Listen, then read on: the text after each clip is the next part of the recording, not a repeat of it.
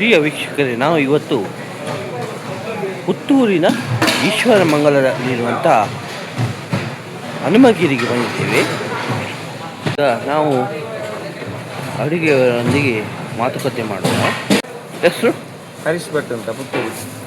ಎಷ್ಟು ಜನ ಒಂದು ವ್ಯವಸ್ಥೆ ಮಾಡಿದ್ದೀವಿ ಸರ್? ಸರ್, ಇದು ಹನುಮಗಿರಿ ಕ್ಷೇತ್ರದಲ್ಲಿ ಏಪ್ರಿಲ್ 9, 10, 11, 12 ಈ 4 ದಿನದ ಬ್ರಹ್ಮಕಲಶೋತ್ಸವ ಸಡಗರ. ಆದರೆ ನಾವು ಇವತ್ತಿನ ಭಕ್ತಾದಿಗಳಿಗೆ ಅಡುಗೆ ತಯಾರಿಗೋಸ್ಕರ ನಾವು 7 ತಾರೀಕಿನಿಂದ ಇಲ್ಲಿ ನಮ್ಮ ಕೆಲಸವನ್ನು ಆರಂಭ ಮಾಡಿದ್ದೇವೆ. ಇವತ್ತು ಅಂದರೆ 9ನೇ ತಾರೀಕು. ಇವತ್ತು ಅಂದಾಜಿಂದ 5,000 ಜನರ ನಿರೀಕ್ಷೆ ಇದೆ. ಹಾಗೆ ಅದಕ್ಕೆ ಬೇಕಾಗಿ ಬೆಳಗಿನ ಜಾವದಿಂದ ಉಪಹಾರದ ವ್ಯವಸ್ಥೆ, ಇನ್ನೀಗ ಮಧ್ಯಾಹ್ನ ಭೋಜನ, ಸಾಯಂಕಾಲದ ವ್ಯವಸ್ಥೆ, ರಾತ್ರಿ ಭೋಜನದ ವ್ಯವಸ್ಥೆಯನ್ನು ಮಾಡ್ತಾಯಿದ್ದೇವೆ. ಸಿಹಿ ತಿಂಡಿ ಅದೇ ಸರ್. ಅದು ಬೆಳಿಗ್ಗೆ ಕಾಫಿಗೆ ತಿಂಡಿಗೊಂದು ಸಿಹಿ ತಿಂಡಿ, ಮಧ್ಯಾಹ್ನದ ಊಟಕ್ಕೊಂದು ಸಿಹಿ ತಿಂಡಿ, ಸಂಜೆ ಹೊತ್ತು ಫಲಾಹಾರಕ್ಕೊಂದು ಸಿಹಿ ತಿಂಡಿ, ರಾತ್ರಿ ಹೊತ್ತು ಊಟಕ್ಕೊಂದು ಸಿಹಿ ತಿಂಡಿ, ಹಾಗೆ ಬೇರೆ ಬೇರೆ ವಿಧ ಸಿಹಿ ತಿಂಡಿಗಳನ್ನು ತಯಾರು ಮಾಡ್ತಾಯಿದ್ದೇವೆ. ಊಟಕ್ಕೆ ಏನು ಪಲ್ಯ? ಊಟಕ್ಕೆ ಅದು ಉಪ್ಪಿನಕಾಯಿ, ಒಂದು ಪಲ್ಯ, ಮತ್ತು ಒಂದು ಗಸಿ ಅಥವಾ ಮೆಣಸ್ಕಾಯಿ, ಹಾಗೆ ಮತ್ತೊಂದು ರಸಂ, ತಿಳಿಸಾರು, ಮತ್ತೊಂದು ಸಾಂಬಾರು, ಮತ್ತೊಂದು ಮಜ್ಜಿಗೆ ಹುಳಿ, ಪಾಯಸ, ಮಜ್ಜಿಗೆ, ಅನ್ನ, ಹಾಗೆ ದಿನಕ್ಕೊಂದು ಬೇರೆ ಬೇರೆ ವೆರೈಟಿಗಳು ಸೇರ್ತಾ ಹೋಗ್ತವೆ. ನಿಮ್ಮ ಟೀಮಲ್ಲಿ ಎಷ್ಟು ಜನ ಇದೆ? ಒಂದು 30 ಜನರ ತಂಡ ಇದ್ದೇವೆ. ಎಷ್ಟು ಜನದೊಂದು ಅಂದಾಜು ಒಂದು ಫಲಾಹಾರಕ್ಕೆ? ಈಗ ಇವತ್ತು ಒಂದು 5,000 ಜನ. ಫಲಾಹಾರಕ್ಕೆ ಒಂದು 2,000 ಜನರಿಗೆ ಮಾಡ್ತೇವೆ.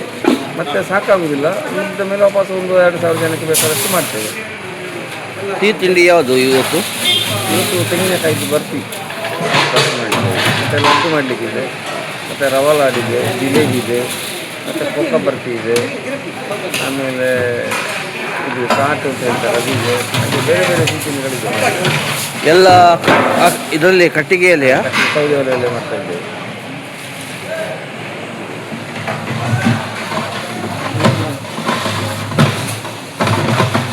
ಇದು ಮಸಾಲೆ ಇಡ್ತಿದ್ದೇವೆ. ನಾಳೆ ನಮ್ಮದು ಎಲ್ಲ ಬೇಕು.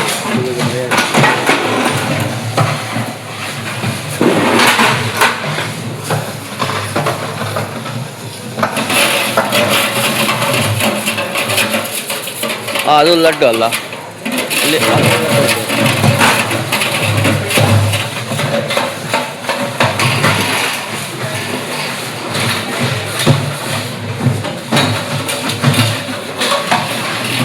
ಎಷ್ಟು ವಾಲಂಟಿಯರ್ ಸೇವೆ ಮಾಡ್ತಾರೆ ಇಲ್ಲಿ? ಸ್ವಯಂ ಸೇವಕರು ಒಟ್ಟಿಗೆ ಅಂದಾಜು ಎಷ್ಟು ಜನ? ಒಂದು 2,000 ಜನದ ಮೇಲೆ ಇದ್ದಾರೆ.